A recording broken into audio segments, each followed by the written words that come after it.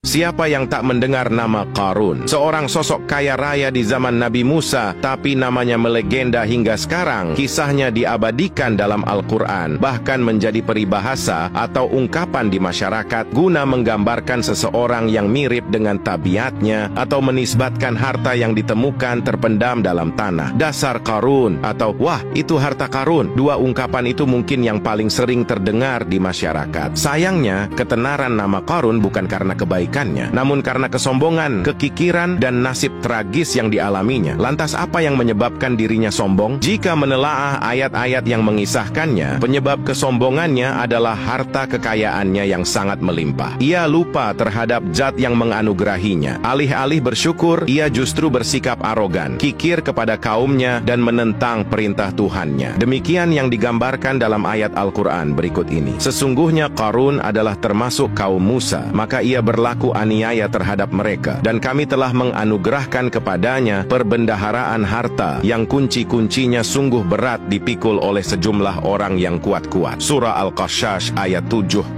Disebutkan oleh Ibnu Juraij, nama lengkap sosok kaya raya itu Qarun ibnu Yashhar, ibnu Qahits, ibnu Lawi, ibnu Yaqub. Ia merupakan putra paman atau sepupu Nabi Musa alaihi salam. Pasalnya, Nabi Musa alaihi salam sendiri adalah putra Imran, sedangkan Imran adalah putra Qahits. Dengan kata lain, Qarun masih satu kakek dengan Nabi Musa alaihi salam, yakni kakek Qahits. Sementara jumlah kekayaannya sangatlah melimpah. Saking melimpahnya, sekelompok orang yang kuat keberatan membawa kunci-kunci gudangnya. Dalam riwayat Khaitsamah disebutkan, untuk mengangkut kunci gudang kekayaan Qarun dibutuhkan 60 bighal, sejenis kuda kecil. Ukuran kuncinya sebesar jari. Bahannya terbuat dari kulit, dan setiap kunci digunakan untuk satu gudang. Walhasil, betapa melimpahnya kekayaan yang dimiliki Qarun. Namun di balik kekayaannya, Qarun seorang sosok sombong dan gemar pamer kemegahan. Itu pula yang dikisahkan dalam ayat berikutnya. Maka keluarlah Qarun kepada kaumnya dalam kemegahannya. Para ulama tafsir menjelaskan, Qarun keluar dengan baju mewah diiring dengan 300